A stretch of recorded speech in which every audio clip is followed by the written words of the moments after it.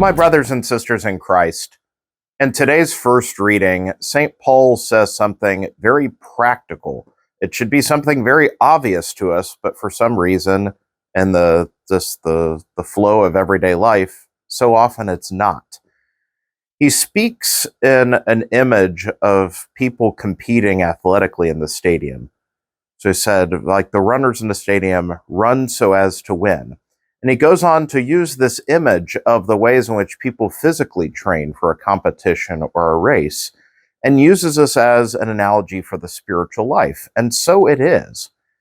We can look at our own lives, and so often it's, how do I get a stronger spiritual life? How do I build a prayer life? How do all these things happen?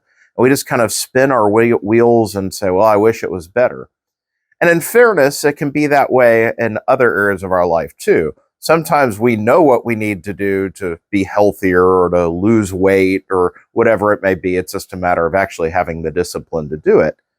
But at other times, we actually show that discipline, whether it's, studying when you're in school to learn your profession or your field of study. We commit ourselves to learning or growing in this way, or to cultivating a practical skill, or it's something in a hobby that we get really good at, or perhaps it's athletically, whether it's people who train for marathons that jog a certain amount, get their times up, change their distances to stay in shape.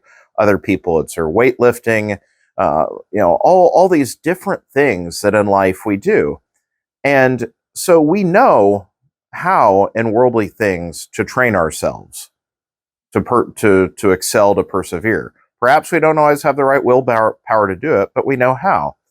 And so when it comes to being at a loss in the spiritual life, it's because all too often we overthink it.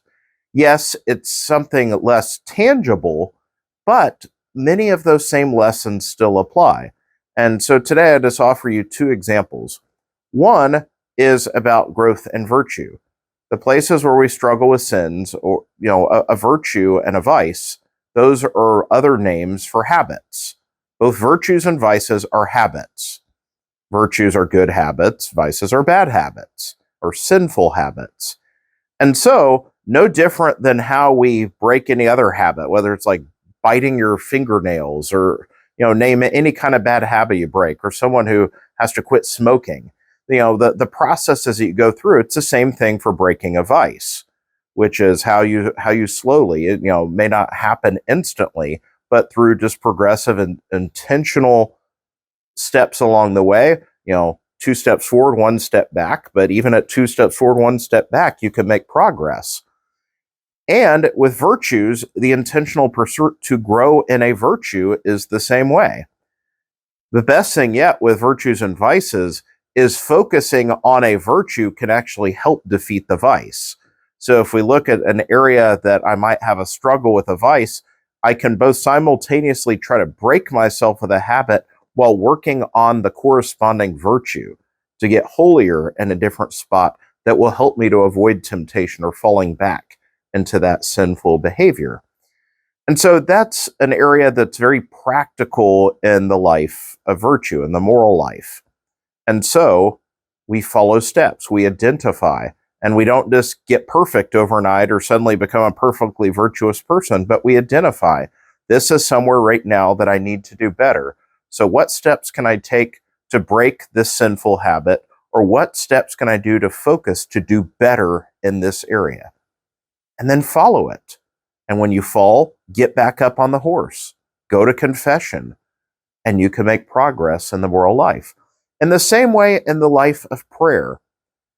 So there's not one right or wrong way to pray. We can look at the lives of the saints, many schools of thought and prayer, but so often it just starts with discipline. First of all, is to have a good prayer life, you actually have to pray.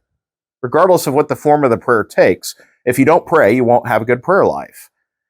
But so often we suddenly can realize, I wish I had a better prayer life. Well, okay, I'm going to start up a prayer life, and from now on, I'm going to spend an hour doing this every day. And then maybe we'll do it a couple days, and then it falls off. And I realize, wow, my life wasn't really ready to commit to that. and then we're discouraged, and so we do nothing.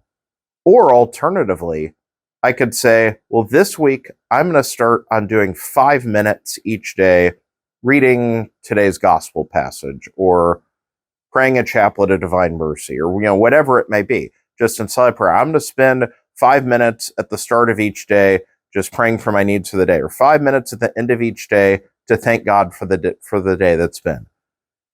5 minutes. It's not an hour, but if we do it every day, then a habit is formed.